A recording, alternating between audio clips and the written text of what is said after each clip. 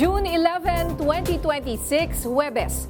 Patuloy ang pagdating ng tulong para sa mga apektado ng magnitude 7.8 na lindol sa Mindanao. Kanina personal na bumisita doon ang mga leader ng Kamara at Senado. Kukuha tayo ng update live mula sa Jensen. Kasama niyo pa rin kami sa mga kwento ng bayan at lakas ng masa. Ako si Nina Corpus. Bawat komento, pulso ng bayan, importante yan sa amin. Bawat issue, dadaanan natin yan. Kagapay nyo kami sa mausaping hindi dapat palampasin. Live tayo sa DZMM Radyo Patrol sa Istrenta at lahat ng FMR station sa buong Pilipinas. Gayon din sa Signal TV Channel 31. Ako, si Jack Batallones. Ito ang Arangkada Balita. Bilang ng mga namatay sa pagyanig ng magnitude 7.8 na lindol sa Mindanao, umabot na sa 47. Halos 400 tao, patuloy pang hinahanap. Department of Energy, umaasang may babalik ang supply ng kuryente sa Mindanao ngayong linggo. House of Representatives, magbibigay ng 9.25 million pesos para sa mga apektado ng lindol. Iran, inanunsyo ang pag-atake sa mga base militar ng US. Strait of Hormuz, muling isinara. At ang mga dapat abangan sa pagbabalik ng pamilyang Cosme sa big screen. Alamin natin mamaya sa exclusive live interview. Nanganak si Bing ng unggoy at tulad na ama.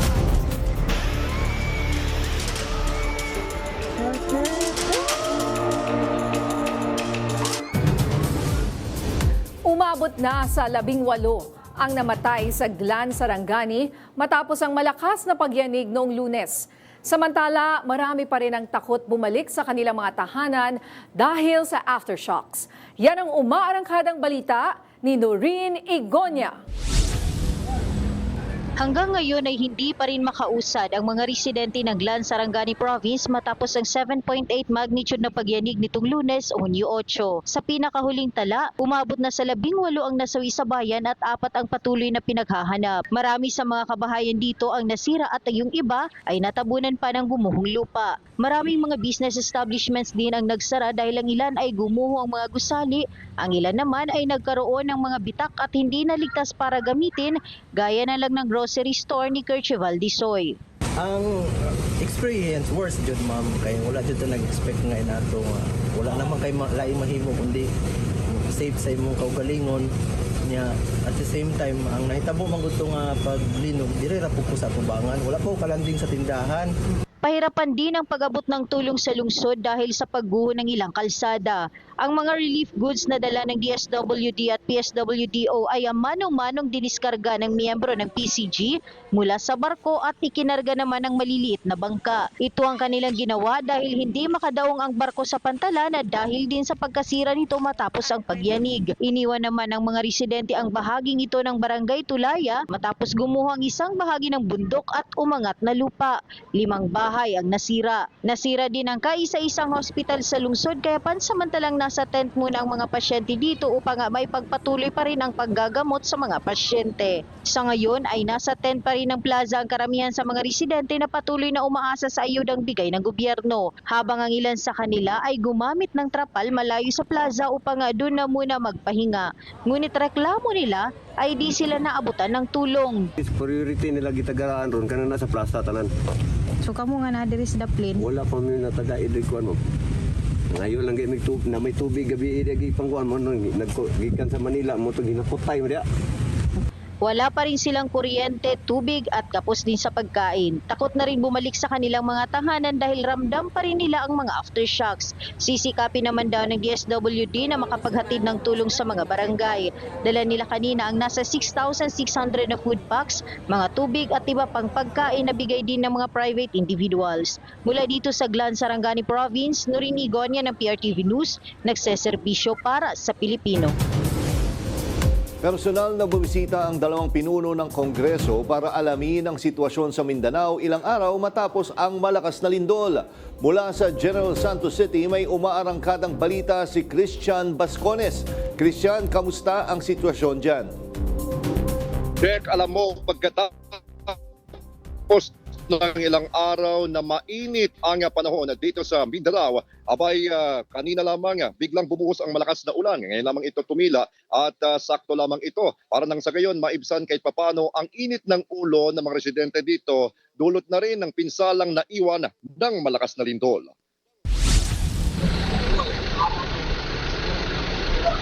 Ika-4 na araw mula ng hinigi ng magnitude 7.8 na lindol. Ganito na ang sitwasyon ngayon sa General Santos City. Nagsisimula nang magbukas ang mga negosyo at unti-unti nang nabubuhay ang kapaligirang na balot ng katahimikan. Pero may mga ospital pa rin ang hindi matuluyan dahil sa patuloy na aftershocks. Si Caitlin, namuntikan ng mga anak nang wala sa oras dahil sa lakas ng pagyanig. Naabutan naming nagtitiis sa init ng araw sa labas ng ospital. Takot, umiyak, ganyan. Kasi sakit eh. Parang hindi ko na kaya, ganyan. Diniis namin yun kasi yung daanan namin na parang wala na kami madaan.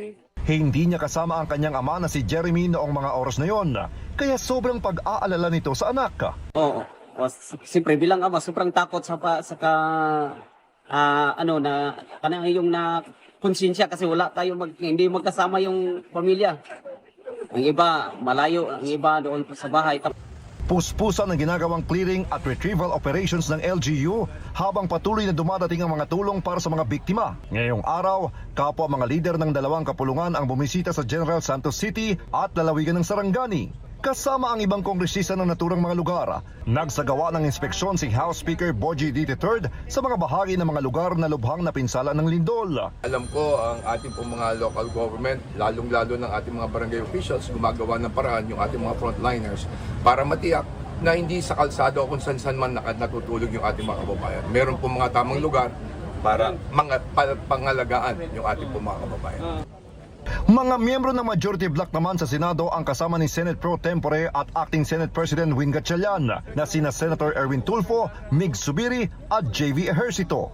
Una nang sinabi ng mayorya na ibibigay nila ang kanilang isang buwang sahod para sa mga biktima ng lindol. Nakakahinaya pero kailangan tayo kumangon ulit. Pagpatuloy yung ating mga normal na ginagawa at nandito kami para makatulong po sa inyong Nilinaw naman ni Senator Tulfo na hindi nila pa iimbestigahan ang mga napinsalang infrastruktura. Taasan natin yung standard, kagaya sa Japan, di ba? Kahit na anong earthquake, very minor ang damage nila. Nagkita at nagkamayan ang dalawang lider saka nagkaroon ng maikling pag-uusap. Rick, alam mo kung ang majority bloc ng Senado ay nag-pledge o ibinigay ang kanilang 1-month salary, yung congressman naman na 139 na mga congressman ay nag-pledge naman na ibibigay na kapag likom sila ng hindi bababa ng 29.9 million pesos mula sa House of Representatives. Jack? Okay, maraming salamat, Christian Bascones. Ika-4 na araw na ngayon ng ginagawang search and retrieval operations sa Mindanao matapos ang magnitude 7.8 na lindol. Ayon sa NDRRMC, tumaas pa ang bilang ng mga biktima. Alamin natin ang detalye sa umarangkadang balita ni Justin Ignacio. Justin?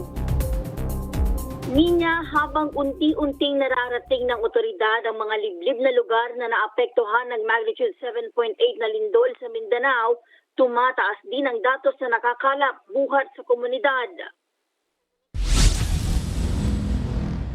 Umakyat na sa 47 ang namatay dulot ng magnitude 7.8 na lindol sa Mindanao.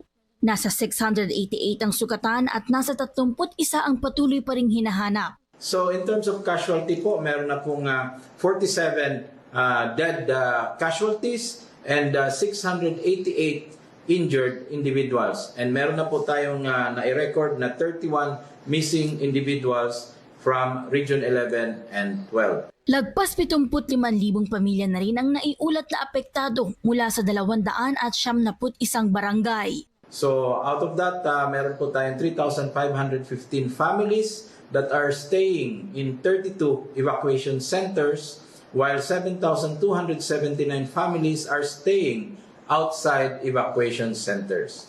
Nasa 26.3 million pesos naman ang naipamahaging halaga ng food and non-food items assistance. Nagpamigay na rin sila ng mahigit 20,000 family food packs. Nakapagtala na sila ng mahigit 600 milyong halagang pinsala sa infrastruktura mula sa Davao Region at Soc-Sargen. Unti-unti nang nadadaanan ang mga sirang kalsada. Medyo naayos na po ang ating mga major roads. No? Meron na lang tayong 8 roads and 2 bridges that are still not passable sa Region 11 and 12.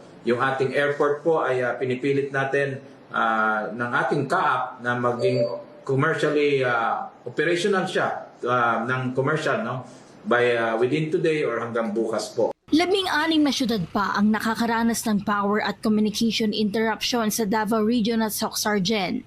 Suspendido pa rin ang klase sa mahigit 200 syudad at munisipalidad. Habang nasa higit 150 syudad ang suspendido pa rin ang trabaho. Niya, ang mga nabanggit na datos na yan ayon sa OCD ay posible pa rin magbago dahil sa nagpapatuloy pa nilang retrieval operations at pamamahagi pa ng mga relief goods sa mga naapektuhan nating mga kababayan. Yan na muna ang latest. Balik sa'yo, Ninya. Maraming salamat, Justin Ignacio. Bago pa man tuluyang gumuho ang isang gusali sa Gensan dahil sa malakas na lindol nitong Lunes, nakunan pa ng video ang mga eksena sa loob ng gusali. Sa video na ito, makikita natin kuha ito ng isang fire officer. Customer! Wala pa, gamangita ko. Customer, tao! Tao, para nanang rescuer. Sa kuha ito ni Fire Officer 3, Michael Miguel. Makikitang may mga tao pa sa loob ng gusali kahit nasira na ito. Pinalalabas pa niya mga tao mula dito sa fast food branch. Sa pagkakataong ito, makakausap natin sa linya ng telepono si FO3 Michael Miguel. Magandang hapon sa iyo, Michael. Good afternoon po, ma'am. Yes, ma'am. Okay, gusto ko lang malaman itong video na ito ay kuha doon sa gumuhong Jollibee, no? Tama? Sa Gensan. Yes po, ma'am. Isang restaurant po, ma'am. Yes, kasi viral nga yung pagguho nito, no, from the outside. Pero ngayon lang namin nakita talaga na meron pa palang mga tao sa loob ng mga oras na iyon, no? Maari niyo po bang ikwento sa amin ang mga pangyayari dito sa video na ito? Upon arrival namin, ma'am, after nung lumindol, nung dumating kami dyan sa scene, ma'am, sinabayan kami ng mga bystander, ma'am, na may mga tao daw po sa loob. So ngayon, pinuntahan namin, upon pag-check namin, meron po talaga mga tao nandun. So yun, yung sa protocol namin na kailangan dapat makalabas lahat ng mga tao dahil baka may mga aftershock pa na mangyayari. Michael, I guess yung video na ito ay bago tuluyang gumuho, no? Yung Jollibee na nakita natin sa nag-viral nga na video. So hindi pala agad-agad na gumuho yung Jollibee, ano? No, ma'am. Gumuho na po yan, ma'am. Yung party na yan, yan na po yung gumuho. Ito na yung gumuho, tapos pinasok mo pa. Yes, ma'am. I see. Yes, ma'am. After nung gumuho. Nag-viral na yon. Yes, ma'am. Pinasok na namin, ma'am. Kasi nga, yung mga tao nandun sa loob. So, para maiwasan yung mga casualty, pinasok namin para mapalabas yung mga taong nandun. Mga ilan po yung mga pinalabas nyo pa after siya na gumuho? Mga 6 yata, ma'am, sa pagkaalala ko.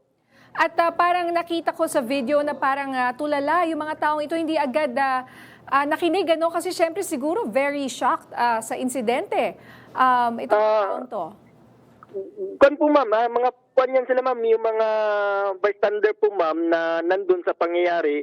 As per sabi nila sa akin, ma'am, na nung gumuho na ng building, may napalabas silang tao doon. Bali, kumbaga, may nirescue sila, ma'am, during pagkaguho, ma'am. Yes, and Michael, ang tapang mo naman, gumuho na yung building, pero pinasok mo pa rin talaga. Ano ang nagtulak sa'yo na gawin ito? Kumbaga, buwis buhay ito, Michael. Opo, ma'am, kasi kailangan po talaga natin, ma'am, na masalba din yung ibang taong nandun, ma'am. So, gawa ng trabaho natin, ma'am, kailangan po natin harapin yung mga ganyang bagay. Talagang pinasok natin, ma'am.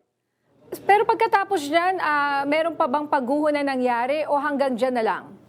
Hanggang dyan na lang po, ma'am. Pero that time, ma'am, medyo may mga nararamdaman pa kaming pagyanig ng lupa, ma'am. Yun na nga. And nakauwi ka na ba sa iyong bahay, Michael? Nakita mo na ba yung pamilya mo after ka tumulong dito sa retrieval and rescue operations? Wala pa po, ma'am. Simula nung Monday, never ko pa po nakita. Never pa kami nakauwi, ma'am, sa bahay. Dahil nga, alert po kami ngayon, ma'am. At saka, kailangan pa kami ng taga-General Santos City, ma'am. Yung serbisyo ng Bureau of Fire Protection, ma'am. Wow naman, Michael. Nakakatuwa naman na marinig mga ganitong kwento, no? Na marami pa rin sa ating mga kababayan ang talagang ibibigay ang kanilang buhay para sa ibang tao, no? Yan talaga ang bayaning Pilipino. Michael, ano siguro yung mga lessons learned or na naramdaman mo after this incident? Actually, ma'am, nakakatakot din, ma'am, no, kasi anytime po, ma'am, magkukulaps ulit yung building dahil inaasahan naman natin talaga yan, may aftershock. Pero wala po tayong magawa, ma'am, dahil kailangan din natin i-save yung mga taong nandun, ma'am. Pero just to be clear, walang namatay dyan sa Jollibee, no? Yung gumuho. Wala po, ma'am. Sa awa ng Diyos, ma'am, wala pong casualty dyan, ma'am. Oo, parang miracle, ano? Mukhang nakita mo, meron pa rin mga tao sa loob. Buti hindi sila natabunan ng mga sement. Wala po, ma'am. Wala po, ma'am. Kasi nung pagkaguho, ma'am, ang sabi nung mga nag-rescue doon, kasi mga nagkanyo na may mga concerned citizen, pagkaguho, ma'am, may nakita daw silang matanda, kaya pinasok nila. So, bago kami dumating, ma'am, may na-save na sila na isang matanda. As per sabi nila sa amin, ma'am. Oo. Tapos yung isang tao doon, ma'am, yung huli kong kinuha is hinahanap niya yung asawa niya na nagtatrabaho din doon po, ma'am. So, kaya pinalabas ko, ma'am, inalalayan ko yung palabas, ma'am, dahil delikado pa eh. So, nahanap rin niya yung asawa niya? Hindi ko na alam po ano ang kandun, ma'am. Siguro, ma'am, nahanap kasi nakalabas man lahat ng crew. Oo, sabi, di ba? Wala namang namatay o nasa wedyaan sa pagguho ng Jollibee. Lastly, Michael, siguro may kami mensahe ka sa pamilya mo na hindi mo pa nakikita simula Lunes? Opo, ma'am. Simula nung ma'am. Hindi pa po. Siguro, sacrifice lang po siguro, no? Ma'am, dahil po, ma'am, na may sinumpaan po tayong tungkulin eh. So, at saka naiintindihan naman po ako ng pamilya ko, ma'am. Alright, naku, maraming salamat at mabuhay ang mga Pilipinong katulad mo, Michael Miguel ng Bureau of Fire Protection dyan po sa General Santos City. Mag-ingat po kayo, sir. Thank you, ma'am. Thank you po, ma'am. Ombudsman nagsimula na makipag-usap sa 18 ex-bagmen ni Zaldico kaugnay sa flood control projects. Marami pang maiinit na balita sa pagbabalik ng Arangkada Balita.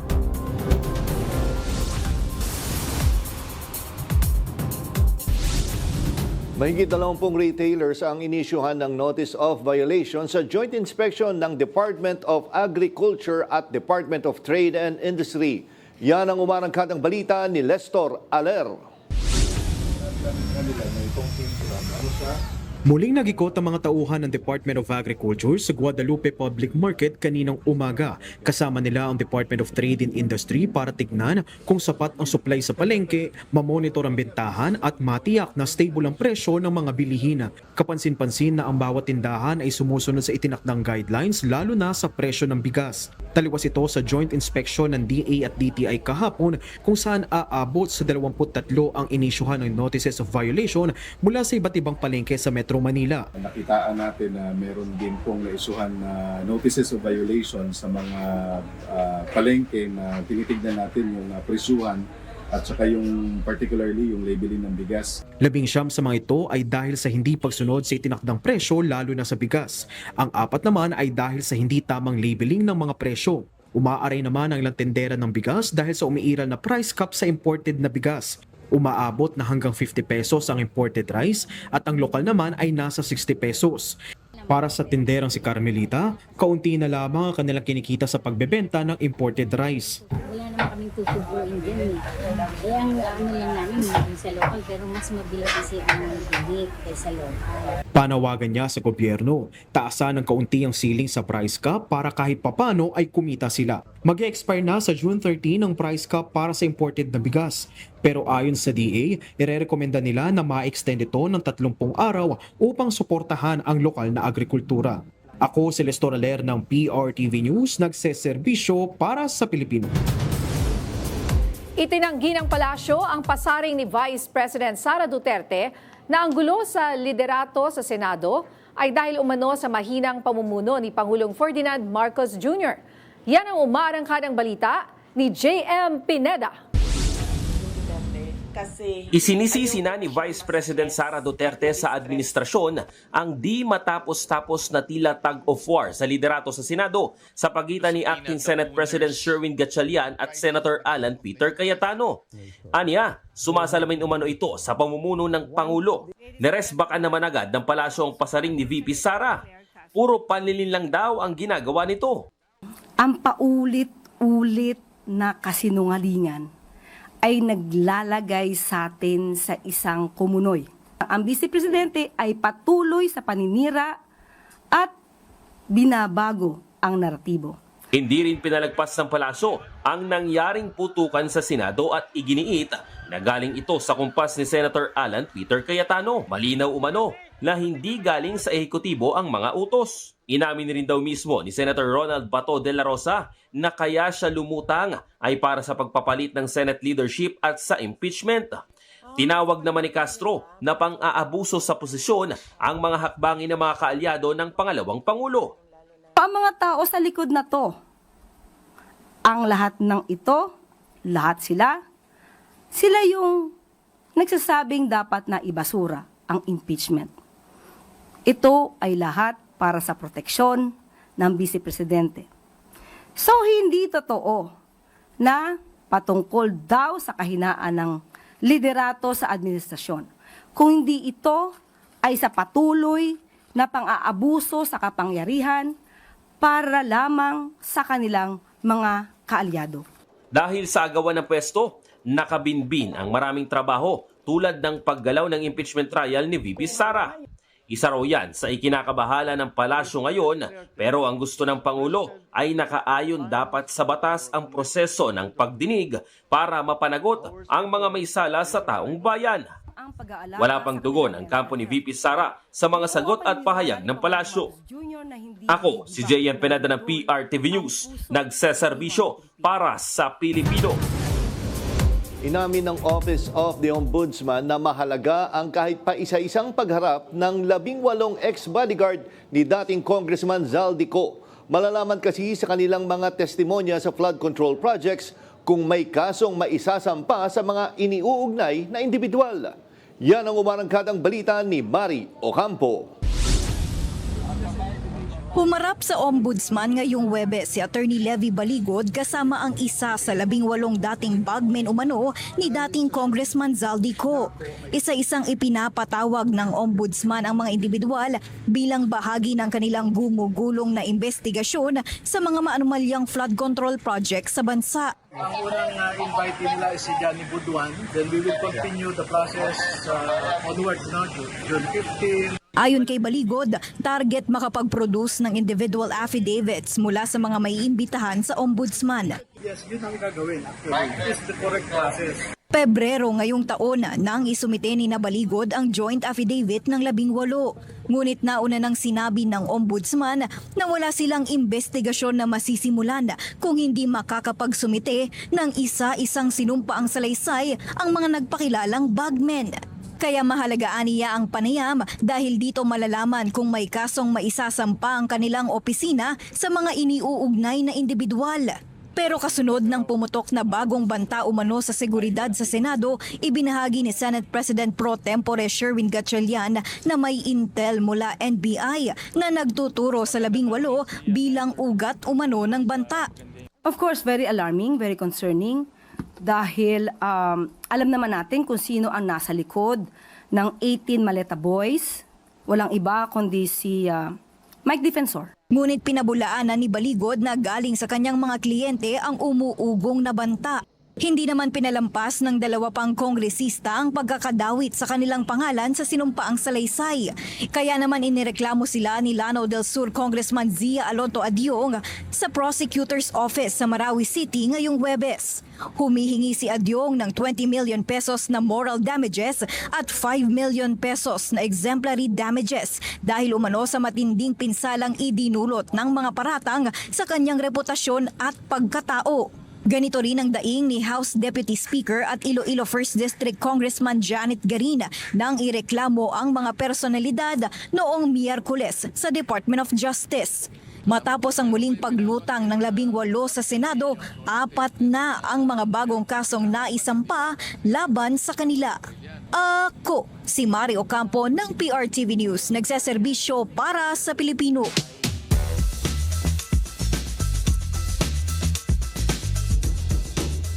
Kaugnay ng balitang yan, makakausap natin si Lanao del Sur Representative Zia Alonto Adyong. Magandang gabi, Congressman Adyong, at welcome back sa Arangkada Balita.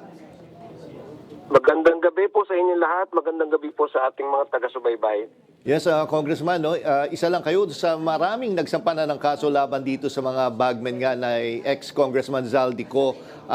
Ano ho yung nagtulak sa inyo na magsampa ng kaso? I mean, di ba may isa kayo sa pinangalanan? Una, gusto natin malaman kung sino ba talaga yung nagdi-deliver na yan. Dahil unang-una, gusto natin marinig sa kanila yung detalye kung papaano nila diniliver ito sa opisina ko. Kasi ayon sa kanilang salaysay, doon daw diniliver yung maleta na yan sa aking opisina, sa House of Representatives. Ngayon, gusto kong malaman sa kanila dahil wala akong itinatanggap ni Cinco, ni ano man dyan. Ang daming CCTV camera dyan sa House of Representatives para makita natin kung ano yung petsa, anong oras, para makita natin kung ano yung ano yung mga sa kanilang kwento, no? Unang-una kaya tayo nag-file dahil pinabubulaan na natin 'to eh.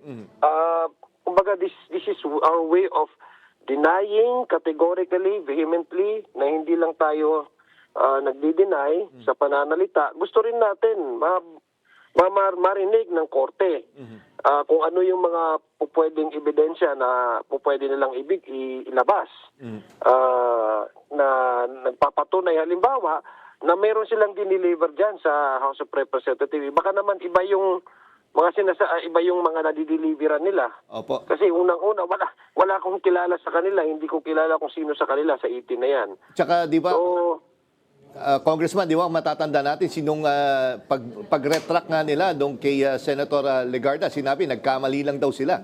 So, kumbaga, yung binibigay nilang testimonya ay may mga mali rin doon. Kumbaga, may mga binabago po sila.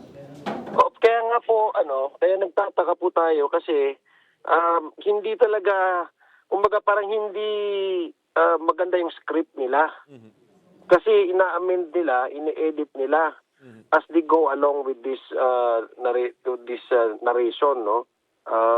Nakita natin initially may mga kasamahan, may mga na-mention sila mga pangalan doon, pero later on niretract nila.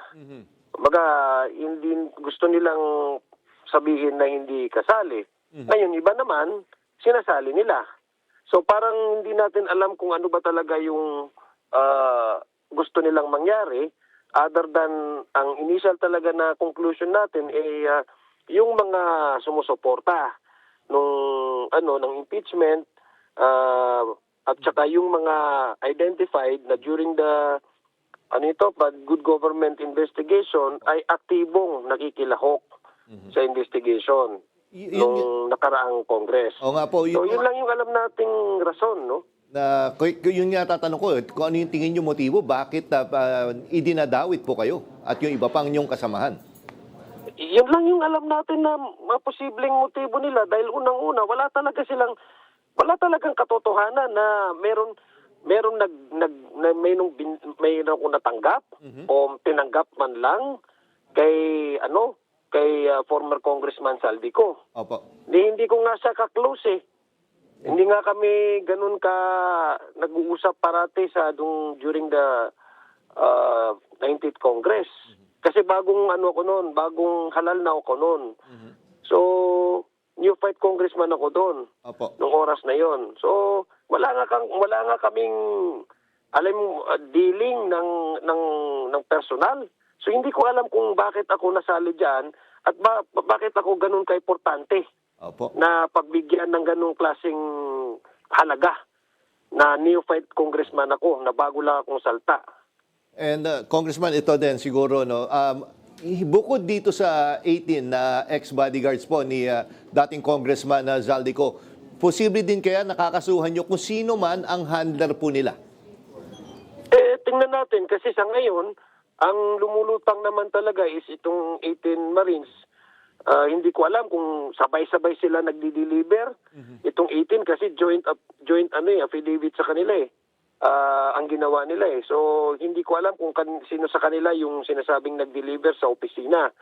So titingnan natin as the case progresses. Kaya nga tayo nag-file ng kaso ay para mabigyan ng tamang proseso yung mga hinaing nila. Para at least tayo din, at the same time, ay may pabulaan, hindi lang i-deny, pero at least, umaga para tayo din, ma-prove natin in the proper court na itong mga sinasabi nila ay pawang kasinungalingan at hindi lang kasinungalingan, mali pa yung script nila. Na hindi nila naayos ng maigi. Yun nga po. So, let's see kung anong mangyayari dyan. Importante, tayo naman ay naninindigan naman tayo sa katotohanan na ni 5, ni piso, wala tayong tinanggap dyan sa mga 18 Marines na yan. Na sinasabi nila ay nasali tayo dun sa mga pinagbibigyan nila ng maleta.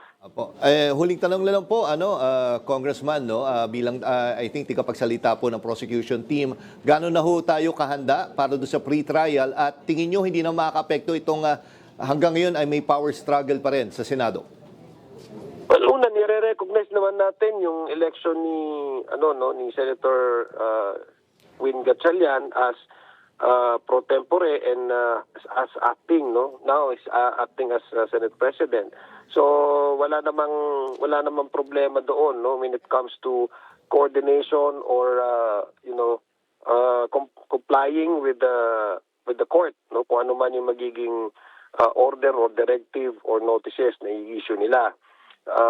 Pangalawa, kanina lang ay naipresenta ng lead counsel, lead prosecutor, yung mga members magiging kasama doon sa private prosecution team. Indication ito na malapit na tayo doon sa pagbubuo ng number of private prosecutors that would be part of the prosecution team. So indication ito na we are getting ready for the trial, for the pre-trial. And sila, in fact, ready na talaga sila. What I'm saying is that the House is still evaluating, assessing yung mga other private prosecutors who would be willing to be part of the prosecution team. So we anticipate that on June 15 ay may lalatag na yung mga ebidensya na pwedeng markahan yung mga potential na mga witnesses na may papresenta ng House prosecution team. So we are actually prepared and we are looking forward to that day when the pre-trial conference starts. Sige, nako, maraming salamat po sa oras ninyo. Lanao del Sur Representative Zia Alonto Adjong. Magandang gabi po, Congressman, at mag-ingat po. Magandang gabi din po. Pamilyang Cosme nagbabalik sa big screen. Abangan ang panayam namin sa kanila maya-maya live. Yan at marami pang mainit na balita sa pagbabalik ng Arangkada Balita.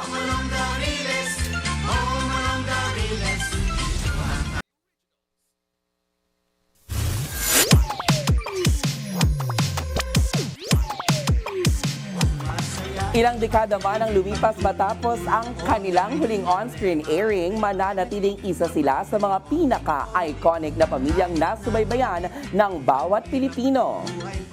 Ngayon, magbabalik na sa big screen ang Pamilya Cosme para sa kanilang long-awaited family reunion. At ito nga po ay ipapalabas na sa June 17 ang Home Along the Riles na reunion just in time para sa Father's Day at para na rin bigyang pugay syempre ang sentro ng sitcom comedy king, Dolphy. Ano-ano nga ba ang dapat nating abangan sa reunion na ito? Let's watch this.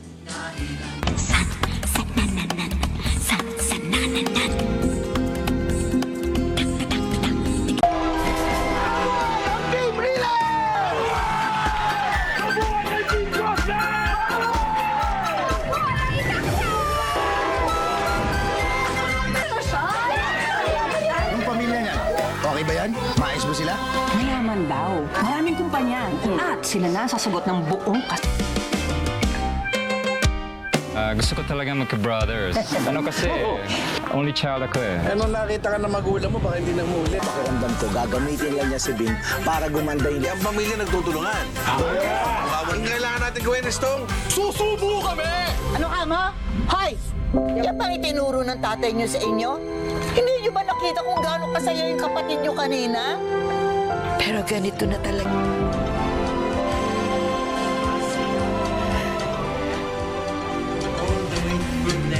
At makakasama natin ngayon live na live dito sa studio ang ilan sa mga cast at ang direktor ng Home Along the Riles, The Reunion. Walang iba kundi si Boy 2 Quizon. Hi, Direct Boy 2. Hi, Jai. Hello. What's up? At kasama rin po, siyempre si Maybelline De La Cruz. Hello. Hello po. And of course, Smokey Manoloto. Hello, hello. Hello po sa inyo lahat. The one and the only Miss Nova Villa. Magandang hapon po. Magandang hapon po. Kumusta po kayo? Kinikilig ako. Totoo. Oo, no? Diba, ang sarap makita kasama dito sa studio ng Arangkada Balita ang Pamilya Cosme. At syempre, nag-represent din sila sa mga taga-Riles. Pero simulan na natin. Bilang ito nga po ang reunion, paano nga ba itinahi ang kwento sa sitcom before dito po sa present time? Eto na, kinikilig din kami at maraming salamat sa Arangkada. Dahil aarangkada na po finally ang Home Along the Riles this June 17. Paano ba nag-start? At tumahito dahil gusto namin magbigay tribute para kay Tatay Kevin. So ang nangyari, it took us 2.5 years na kumpletuhin yung buong cast para mabuo to. So kung tatanungin mo kung paano itatahiin, kwento pa rin to ng isang pamilya. Yung mga kasama namin lumaki, habang nanonood sila ng Home Along the Riles ay malalaki na namin. Malalaki na kami ngayon. So yung gusto namin ipakita kung ano na sila ngayon. Yun na nga, kasama ata ako doon, no? Totoo. Ako yung ikaw ata yung new generation na sabihin na natin Gen Z and Gen Alpha. Paano ba sila, makiki-appear ako dyan? Ako po kasi Alpha, Gen Alpha Z, Gen Alpha, Millennial, Boomers, Silent. Centenarian. Silent generation. Kanina, Centennial. Mami. Hindi naman saan. Okay, so yun nga, paano ba makaka-relate yung bagong henerasyon ngayon? Yung mga hindi nila naabutan, yung kinalakihan namin na Home Along the Riles dati. Kasi itong pelikula namin kasi bukod sa pagiging nostalgia, ang treat nito sa mga batang 90s and nostalgia, pwedeng makarelate ang mga Gen Z dito dahil storya pa rin ito ng pamilya. Tungkol sa pamilya pa rin ito at tungkol sa pagmamahalan ng magkakapatid at kung paano pinalaki ng isang Kevin Cosme ang kanyang mga anak. Tama. Ngayon naman, syempre, bilang inabot nga ng 2.5 years ang pagbuo ng pelikulang ito, ano ba sa tingin ninyo ang mga pinaka-challenging part na naging sa kinaharap po ninyo while doing the project? Unang-una, hanapin yung mga cast. Kasi kinailangan namin sila isama lahat. Ultimong, yung mga sunog baga na OG ay nahanap namin. Sa totoo lang, 3 sila or 4 sila na nakasama namin na masayang masaya. Pero it took some time bago namin nahanap kasi may mga ibang cast members din na naka-base na sa ibang bansa. At meron din hindi na talaga active. So kasama yun dun sa Pinauwi niya sila. Pinauwi namin sila. Tapos nagkaroon kami ng maraming reunion. So talagang it's yung talagang yung iniwan sa amin ni Tatay Kevin na isang bagay dahil nung nagsama-sama kami, umangat si Tatay Kevin sa amin. So, yung effort ng bawat isa dito talagang mararamdaman mo yung love at yung passion ng buong pamilya. Kung iniisip nyo, itong pelikula na to, kaya may The Reunion sa title, hindi po ito basta-basta The Reunion lang ng cast. The reunion po ito ng lahat ng mga bata noon na may pamilya na ngayon na magkikita-kita at para maalala nila kung gaano kasimple at gaano kasarap ang buhay noon. Kasi dati po, sobrang simple lang. Naaalala ko, uuwi ka ng bahay, sabay-sabay kayo manonood ng Humalong. Nung time na yun, napakasimple pa nung bagay. Wala pang mga away sa politika, sobrang simple lang. Alam niyo yun, wala pang mga toxicity ng mga social media. Nung time na yun, it was very simple.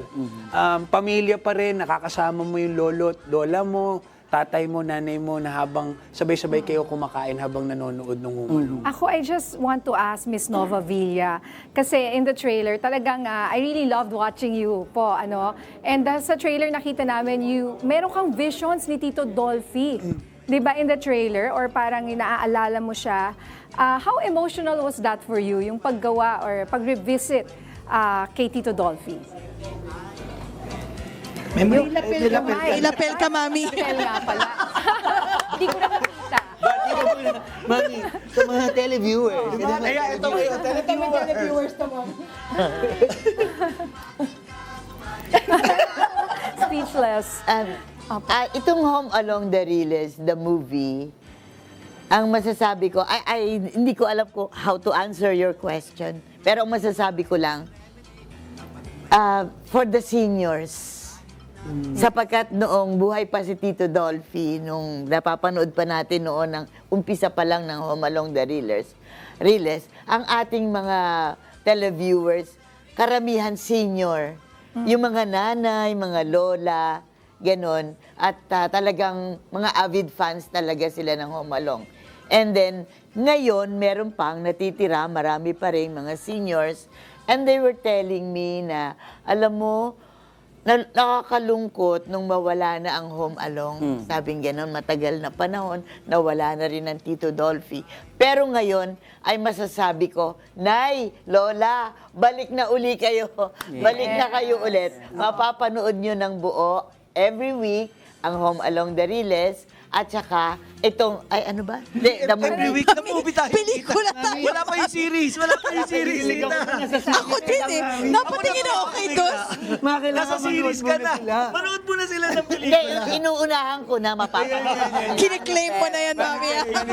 Pero yung sa movie, maaaliw po kayo dito sa Home Along the Riles movies. At mababalik ang inyong alaala, di ba? Mga fans sila noon, itong mga seniors. Correct. O di ba nakakabitin ang chikahan, Miss Nina? At syempre, sa lahat ng mga karangkada natin, kung nabitin po kayo, ay panoorin po ninyo ito sa June 17. Parang pa-Father's Day nyo na po ito sa inyong mga tatay. Maraming salamat sa Home Along the Riles, the Reunion cast, Boy 2 Quizon, Maybelline de la Cruz, Smokey Manaloto, and of course, Tita Nova Villa. Maraming salamat. Nakaka-starstruck kasi, nakasama natin sila ngayon dito. At syempre, kami lang magsasabi, magbabalik po ang Arangkada Balita. Yay! Kung ayaw.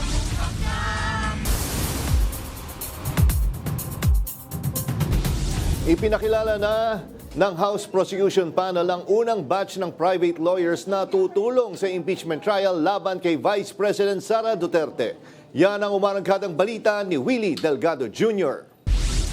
Padilla, Pangilinan. Habang nalalapit ang araw ng paglilitis sa impeachment case laban kay Vice President Sara Duterte, lalo pang pinalakas ng House prosecutors ang kanilang pwersa sa pamamagitan ng tulong mula sa mga pribadong abogado. Kanina, opisyal na pinakilala ng Kamara ang unang batch ng private lawyers na magsisilbing dagdag pwersa sa House Prosecution Panel. We are more confident than before because of the presence of the private prosecutors.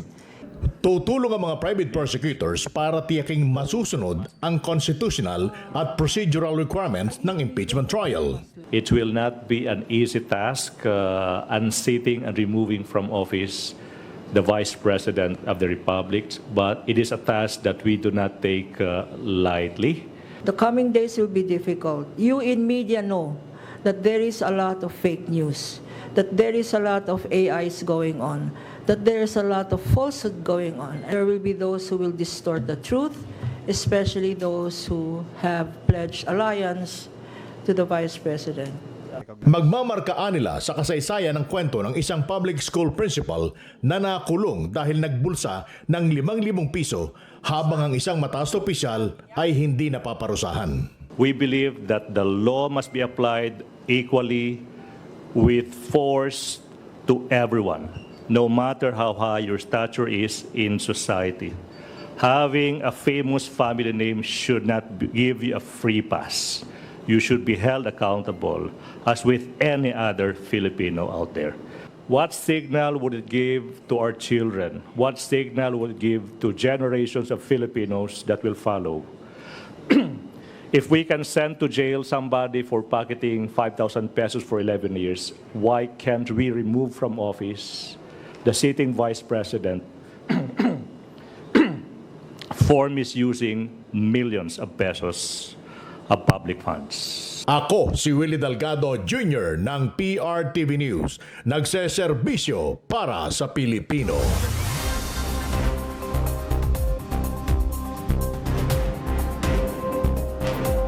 Sa balita sa labas ng bansa, inanunsyo ng Iran ang pag-atake sa mga base militar ng Estados Unidos sa Bahrain at Kuwait, pati ang 2 sasakyang pandagat nito sa Strait of Hormuz. Ito ay pagganti ng Iran sa muling pag-atake ng US sa kanila at paulit-ulit na paglabag nito sa ceasefire na napagkasunduan noong Abril. Kasabay nito, muling isinara ng Iran ang Strait of Hormuz. Babala ng Iran, kanilang atakihin ang anumang sasakyang pandagat na tatawid sa Strait of Hormuz. At yan ang mga umarangkadang balita ngayong araw. Ako si Nina Corpus. At ako naman si Jack Batallones. Para hindi mauli sa usapan, kapit lang hanggang sa susunod na Arangkada Balita.